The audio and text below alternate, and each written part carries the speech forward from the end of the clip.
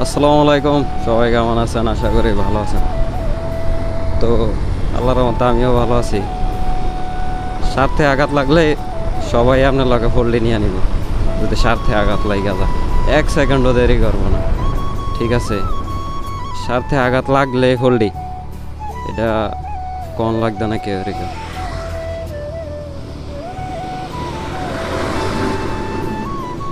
স্বার্থে যখন আঘাত লাগা যাইব তখন ফোল্ডি নিয়ে নিব।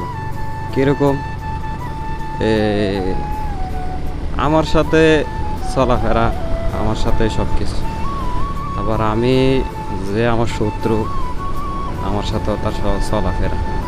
ঠিক আছে, মনে করেন আমার বন্ধুই, আমি যার লগে চলি না হ্যাঁ তার লগে চলে, তার মানে এটা বহুত কিছু। মানে আমার বন্ধু আমার শত্রুর লগে চলাফেরা, আবার আমার লগে চলাফেরা, তাইলে মানে ওই যে শত্রুটা আছে, ঠিক আছে, শত্রুর থেকেও ঘাতক বেশি আমার বন্ধু। কেমন? মনে করেন যে আমার লগে চলাফেরা করে আমার কথা ওর কাছে নেওয়া লাগাইব, ওর কথা আমার কাছে নেওয়া লাগাইব, আমার সিক্রেট কথা ওর কাছে নেওয়া লাগাইব। ঠিক আছে, তো মনে করেন তো বন্ধু আর শত্রুর মধ্যে পার্থক্য করিল কই? ঠিক আছে, মানে আমনে শত্রু হয়ে গেল। তো উচিত কথাটা যখন কইলাম যে তুই তো শত্রু তো খারাপ, কই কেমনে কেমনে কইলেন?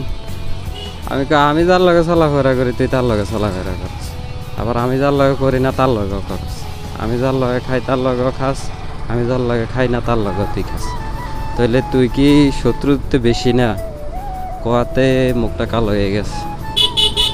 ঠিক আছে, মুখটা কালো হয়ে গেছে। এরপরে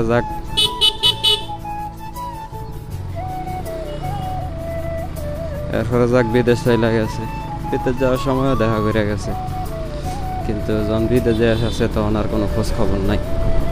ঠিক আছে, ওই যে আপনারা যে কষ্ট দিলাম, মনে কথা কয়ে যে কষ্ট দিলাম, এই কষ্ট আপনার আঘাত লাগিয়ে আছে, তখন আর ভালো লাগে না। এখন খোঁজ খবরও নেয় না, বুঝছেন না? এই জন্য বললাম আর কি, যে স্বার্থে যেন আঘাত লাগিয়ে যাবো, আপনি 1 সেকেন্ডে দিয়ে রইতেন আপনার লাগে ভোল দিতে। আমি কি আপনি কি, কিন্তু আপনি যে শত্রুর লাগে চলাফেরা করে যে ক্ষতিটা আমার করবেন, ওইটা শত্রুর থেকে বেশি ক্ষতি। শত্রুদের দূর কত না আপনি দূর করবেন। তো এরকম লোকের লগে চলাফেরার কোনো প্রশ্নই ওঠে না। তো সবাই নিজের খেয়াল নেবেন, আর আশেপাশে এরকম লোক থাকলে তার থেকে চলা বিরত থাকবেন। তো সবাই ভালো থাকবেন। আসসালামু আলাইকুম।